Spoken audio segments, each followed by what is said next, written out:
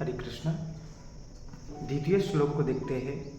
अध सो धर्म प्रसीतात सतस्य शाखा गुण प्रवृद्धा विषय प्रवाला अधसच्च मूलान्य नुसंततानि कर्मानुबंधिनी मनुष्य लोके।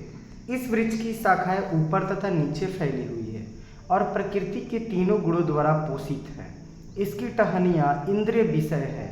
इस वृक्ष की जड़ें नीचे की ओर भी जाती है जो मानव समाज के सकाम कर्मों से बंधी हुई है। इसका तात्पर्य यह है कि अश्वत्थ वृक्ष की यहाँ और भी व्याख्या की गई है। इसकी शाखाएं चतुर्दिक फैली हुई है। निचले भाग में जीवों की विभिन्न योनियां हैं, यथा मनुष्य, पशु, घोड़े, गाय, कुत्ते, बिल्लियां आदि। ये सभी वृक्ष की शाखाएं के निचले भाग में स्थित है, लेकिन ऊपरी भाग में जीवों की उच्च योनियां हैं, यथा देव, गंधर्व तथा अन्य बहुत सी उच्चतर योनियां। जिस प्रकार सामान्य वृक्ष का पोषण जल से होता है, उसी प्रकार यह वृक्ष प्रकृति के तीन गुणों द्वारा पोषित है। कभी कभी हम देखते हैं कि जलाभाव से कोई कोई भूखंड वीरान हो जाता है तो कोई खंड लहलहाता है। इसी प्रकार जहाँ प्रकृति के किन्हीं विशेष गुणों का आनुपातिक अधिक्य होता है, वहाँ उसी के अनुरूप जीवों की योनियाँ प्रकट होती है। वृक्ष की टहनियाँ इंद्रिय विषय विभिन्न गुणों के विकास से हम विभिन्न प्रकार की इंद्रियों का विकास करते हैं और इन इंद्रियों के द्वारा हम विभिन्न इंद्रिय विषयों का भोग करते हैं। शाखाओं के सिरे इंद्रियां हैं, यथा कान, नाक, आँख आदि, जो विभिन्न इंद्रिय विषयों के भोग में आसक्त है। टहनियाँ शब्द रूप, स्पर्श आदि इंद्रिय विषय है। सहायक जड़ें राग तथा द्वेष है, जो विभिन्न प्रकार के कष्ट तथा इंद्रिय भोग के विभिन्न रूप है। धर्म अधर्म की प्रवृत्तियां इन्हीं गौड़ जड़ों से उत्पन्न हुई मानी जाती है, जो चारों दिशाओं में फैली है।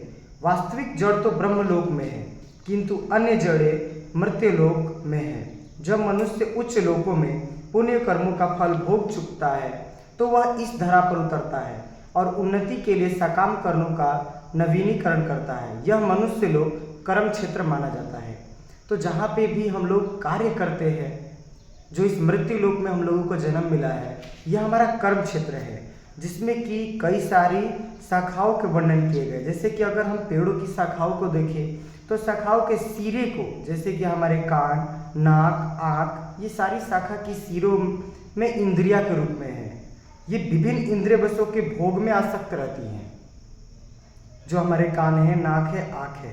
टहनियाँ के लिए जो पेड़ की टहनियाँ हैं उसके लिए दिया गया है स्पर्श रूप, ये इंद्रिय विषय है। इनकी सहायक जड़ें राग तथा द्वेष है, किसी के प्रति द्वेष हो जाना, जो विभिन्न प्रकार के कष्ट तथा इंद्रिय भोग के विभिन्न रूप है। यहाँ पर धर्म अधर्म की प्रवृत्तियाँ इन्हीं गौड़ जड़ों से उत्पन्न मानी जाती है। ये चारों ओर दिशाओं में फैली हुई है। तो इस पंक्ति में हमने इनको जाना कि पेड़ की शाखाएं है, जो हमारे कान, नाक, आँख आदि है, ये शाखाओं के सिरे के इंद्रिय है। और मनुष्य लोक जहाँ पे हम लोग रह रहे हैं, यह कर्म क्षेत्र माना जाता है। यहाँ पर हम कर्म करने के लिए आए हैं। हरे कृष्ण। मिलते हैं अगले श्लोक में।